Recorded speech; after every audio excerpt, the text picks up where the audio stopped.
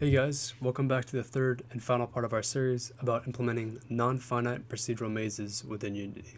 In this episode, we're going to be covering placement of the horizontal wall, adding new rows of our maze, and creating the final row of our maze. This is going to be the last episode in the series, so there's not going to be any of the episodes following this one. We're going to pick up off exactly where we left off with the second episode, so if you haven't seen that video, or the first video which explains the algorithm, I highly suggest you do so to avoid any confusion. Now, let's jump into coding. Alright, so now for the bottom wall, or the bottom row, we're going to make another helper function.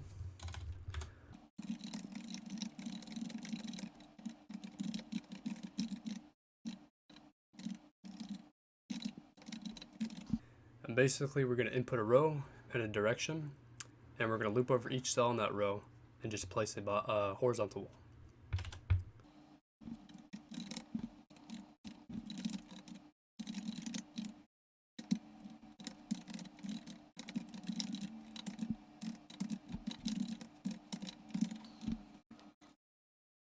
And as you can see, we loop over every cell in the row. We're getting the coordinates of that cell, and then we're just placing a wall, same direction, and the coordinates of that cell. So now we can place this. This is only ever going to be used for the first row and the last row. So we're going to place it here. We're going to be using the first row.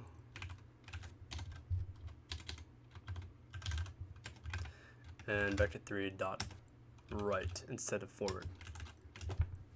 So if we go back, press play. There we go. Now we have cells covering the bottom row. So now that we've completed step 3, we can move on to step 4. And if you remember from the video, step 4 is placing the bottom walls of the maze. We're going to randomly decide to add a wall or not. And again, we're going to use the in-range function that we created earlier to be able to customize the random percentages. But the main thing about step 4 is that for each group of sets, we need to make sure that at least one cell does not have a bottom wall on it. Otherwise, parts of our maze are going to be closed off. So let's create a new function. I'm going to create it below this one, as that happens after.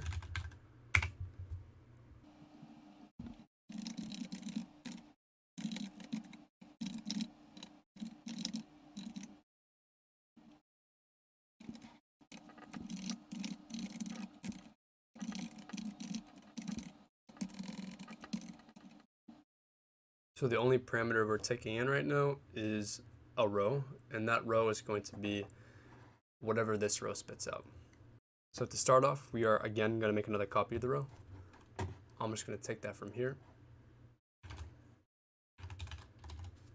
And we're going to create a for loop.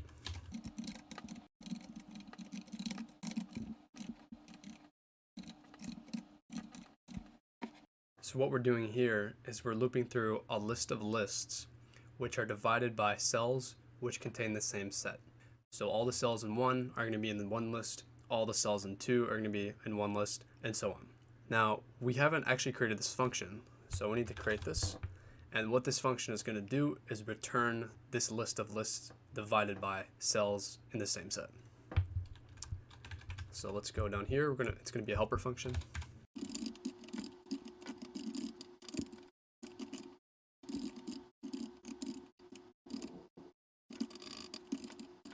So we're going to be inputting a row, and we're going to be returning a list of cells, which are in the same set. So I'm going to create this function now. It's going to be a bit more complicated. It uses C#link. I'm not going to get into too much detail, but as long as you copy it correctly, it will work.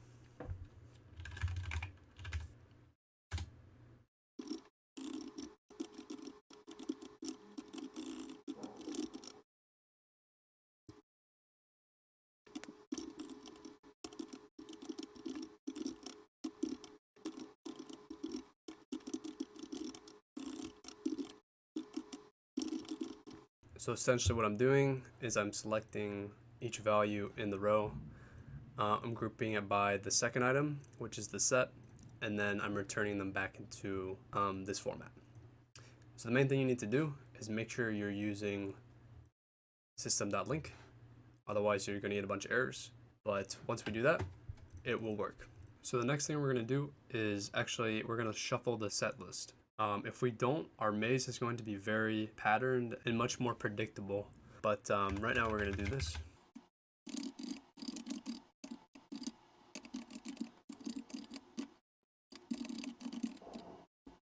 And what we're going to do, we're going to make another line in our helper function.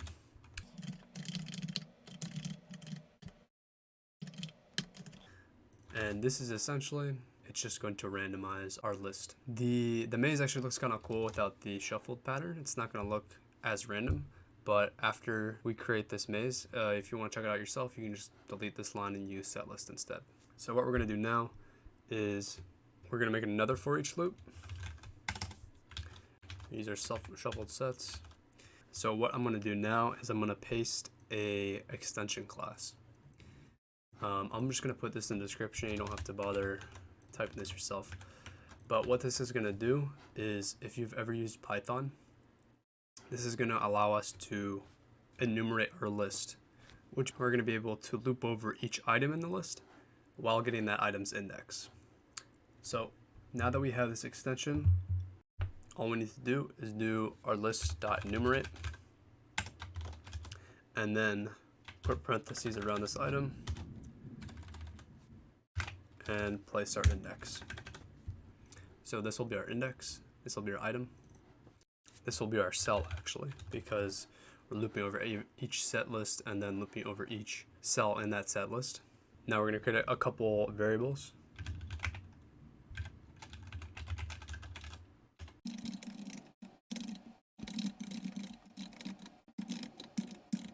Now these should look pretty familiar. Bottom wall, again, this is what's going to determine whether we're going to place a bottom wall or not. And the random number, we're going to use this to randomize whether to add a bottom wall or not. So we're going to use this inclusive function again. Let's grab that.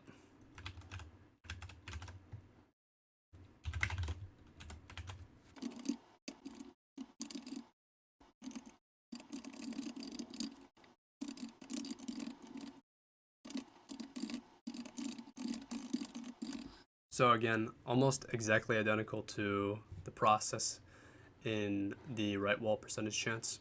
We're going to create this variable up here.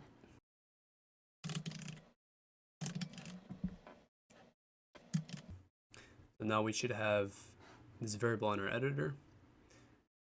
Now the last thing we're going to do before we start placing the walls is we need to make a check to see if the index is the first in the list.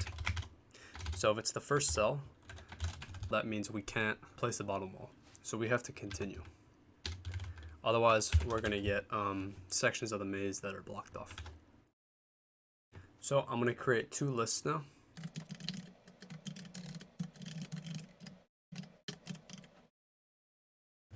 So actually what we're going to do, I'm just going to delete this boolean, and instead of checking if the boolean is true or false and then adding the wall, we're just going to directly add the wall. So if it's in the range, then we are going to add this wall. We are going to add the cell to the bottom wall cells, and if it's not, then there's no wall. This also has no wall, so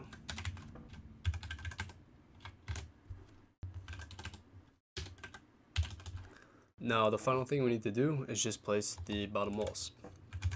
So I'm going to create a for each loop, and we're going to make one more helper function before the end of this episode, and that is increase access row.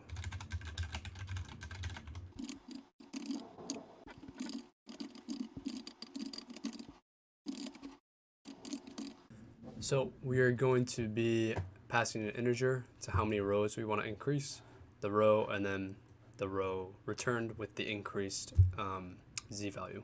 So we're going to create a new row.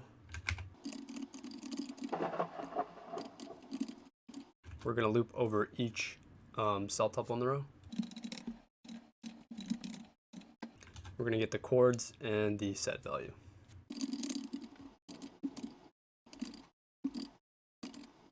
So we're going to be increasing the z value. We're going to keep the same x value.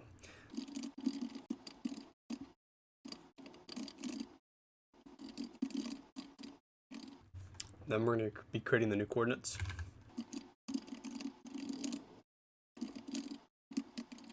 And we're going to finally create the new cell tuple.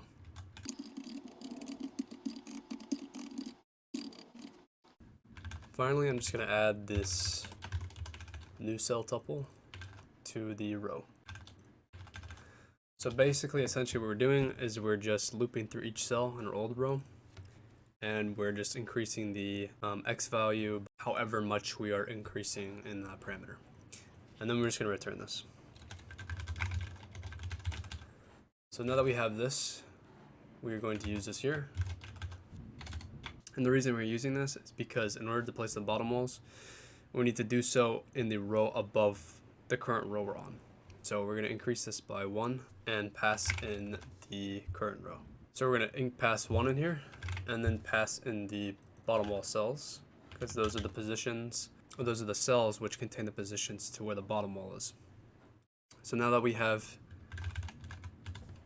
every cell increased 1 row up, we can place the wall.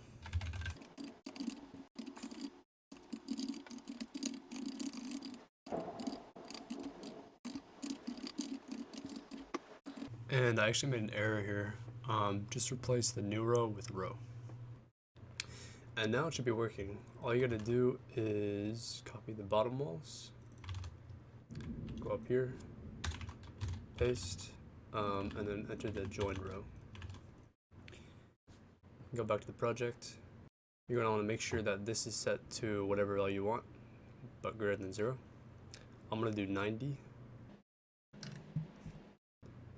And there you go. As you can see, each one of these is its own cell set. So there's no bottom walls here. And there's at least one bottom wall on this one. The other two have bottom walls. This is the exact behavior we want. Let's try this again. And there you go. Similar behavior, working very well. So now that we've completed step 4, all we have to do now is step 5. And if you remember, step 5 is to either add another row or to finish the maze. First, we're going to add the implementation of adding another row, and then after that's done, we will add functionality to finalizing the maze. So if you remember from the video or from the steps on the website, in step 5, if we decide to add the maze, we're going to output the current row, remove all right walls, remove cells with a bottom wall from their set, remove all bottom walls, and continue from step 2. Now, outputting the current row, all we have to do is duplicate the row from joined row.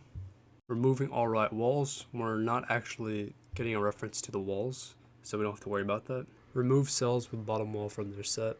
In order to do that, we're going to have to get a reference to all the bottom wall cells from this function. So we're going to have to go back and edit something that spits out all the positions of the bottom wall. Remove all bottom walls, we're not actually getting a reference to the placed objects. And then continue from step 2, which, if you remember, is joining any cells not members of a set to their own unique set. So we're going to have to create a function which just assigns empty cells to a new unique set. So first thing we're going to do is create a new function. I'm going to call this empty cells new row. And what we're going to do is pass in a list of empty cells, and for all the empty cells, we're going to assign new unique set values and pass back that new row.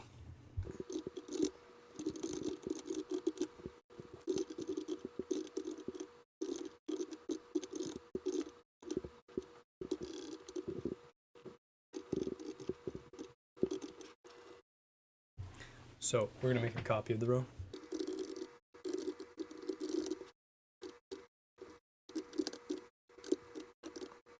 And this copy is actually going to act as our new row. So we're going to loop through every value in the original row. And again, we're going to use our extender function, which will allow us to enumerate, which gives us access to the item and the index. So how this is going to work is we're going to loop through every cell in our original row, and then we're also going to loop through every coordinate value in the empty cells list. And if a cell in the row shares the same coordinates as an empty cell, we're going to modify the row's value and give it a new unique set value. So now we're just going to get the x and z of each cell in the row.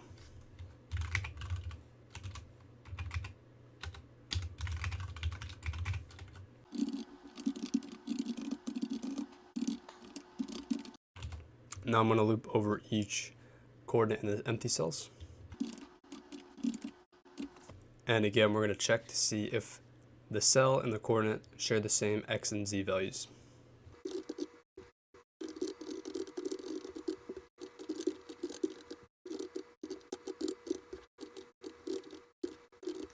So now, if we know that the cell and the coordinate share the same x and z values, we need to modify the cell's value. So essentially what we're going to do is we're going to create a new tuple. The cell's coordinates are going to stay the same, but we're going to give it the max set value set, so it's a new unique set value.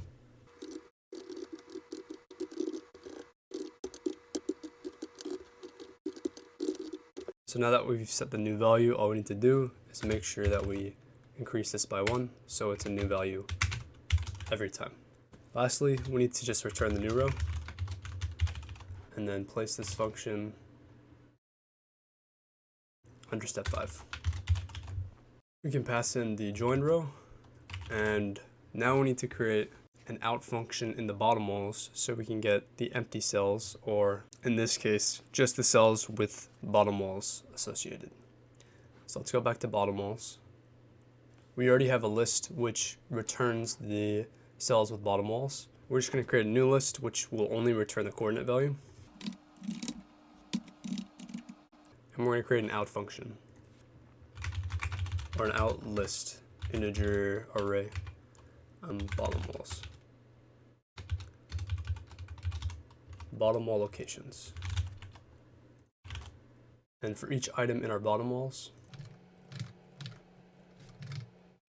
we're just going to add the coordinate.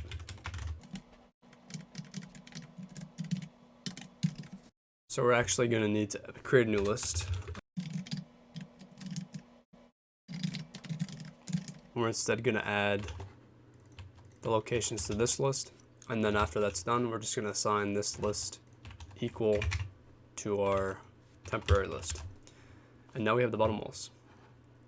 Now all we have to do is create the out list, the bottom wall locations, and again, from step 5, we know that the bottom wall locations are where we want to remove the cell values, so it's going to be our empty cells list. We're just going to pass it in here. And now let's just change this iterator to, let's say 5. And we're going to remove this first row.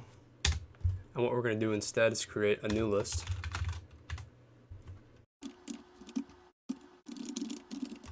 And this row is going to be the row that we pass into the join vertical walls.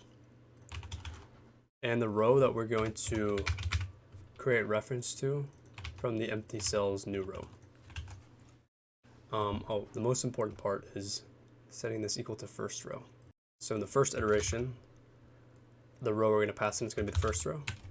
But then every time we iterate, our row is going to be referenced to our new row down, and then it's going to be passed into the join vertical walls, and then the bottom walls, and then it's going to continue until we get to the final row. So now we have a new row, but we also need to increase the axis that we're going down. We're going to increase the axis row.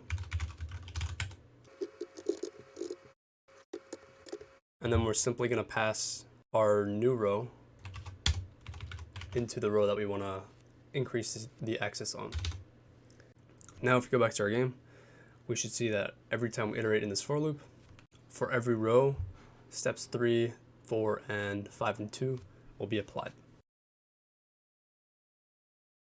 And there we go. Now we see something that actually somewhat resembles a maze. So we iterated 5 times, and as you can see, we have 1, 2, 3, 4, 5 rows. So the main maze functionality is actually already finished. The only thing we have to do left is the final row, and then we'll be finished. Now, to place the final row, what we're going to do is check if it's the last index in the grid height. So we're going to check our index, and I'm actually going to change this to Z because I feel like it fits more appropriately as we are looping over the Z axis. But we're going to check if Z is equal to grid height minus 1. Now we want to place walls. These are going to be the top walls.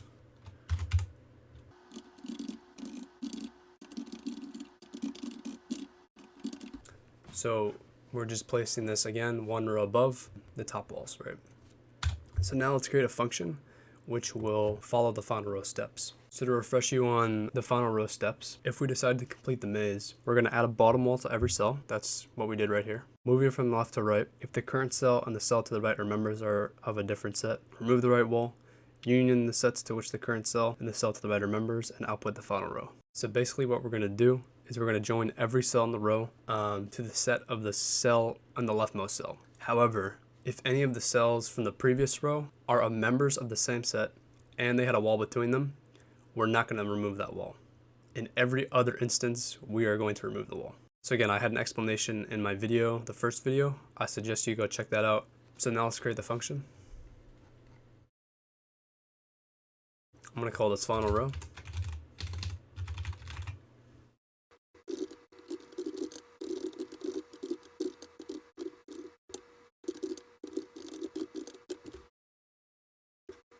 So while I know that in step 5, you're supposed to join every cell in the set, it really doesn't matter because it's the last row in the set. All we really need to do is place vertical walls on the far left, far right, and in between the positions of the cell set walls. So what we're going to do, we're going to loop over each position in the cell set walls and simply place a wall at that position.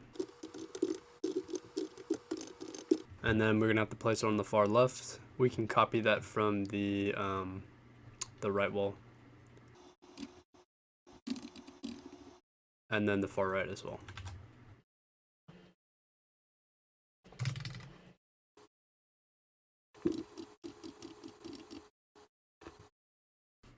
And actually, again, this is the final row. We're not going to return anything. We can just delete this. It's going to be a void. So now all we're going to do is bring this up to our main loop. Place it after we place the walls. We're going to pass our row. And then we're going to have to pass a list called same set walls. I'm going to create a new list up here.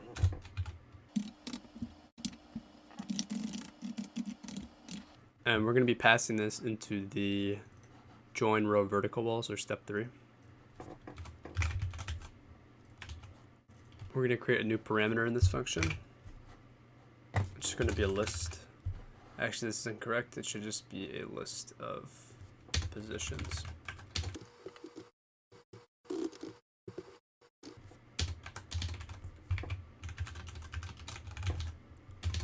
So essentially, we need to get the position of the wall whenever the two adjacent cells have the same set value, and again, there's a wall placed between them.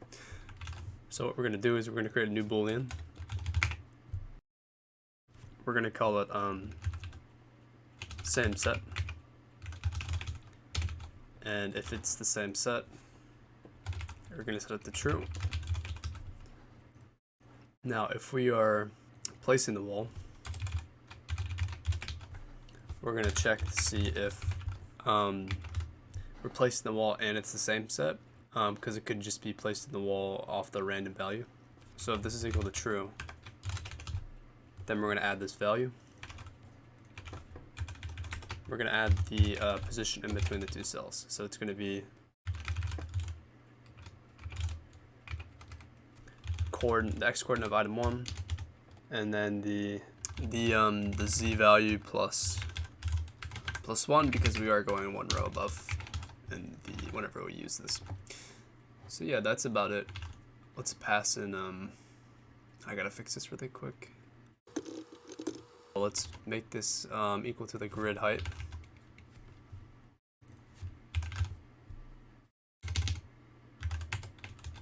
So the most important line we need to add is the continue. Otherwise, we're going to be adding 3, 4, and then the continuing adding the row functions. So after we finish the final row, we just want to break out, and then that'll be the end of our maze. Alright, so if we press play. Alright, so you can see there's actually not that many walls. For this implementation, you're only going to see a couple walls depending on how large your maze is. If you have a bigger maze, I'll show you that you're going to have more, but it's still pretty sparse. So let's change this to 50-50.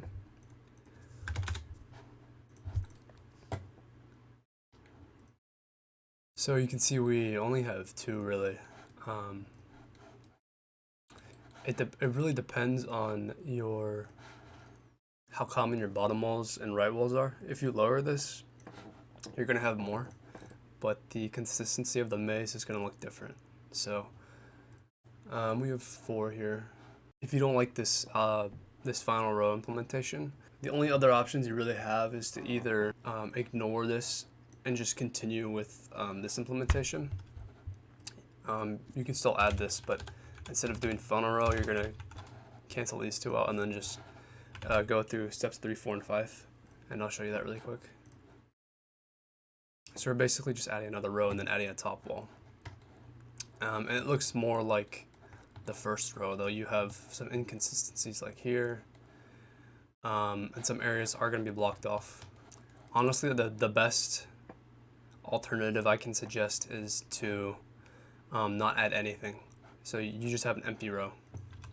So if you want to do that, you just go here and then do continue, except you're not doing any functionality. So you're not doing this one or this part.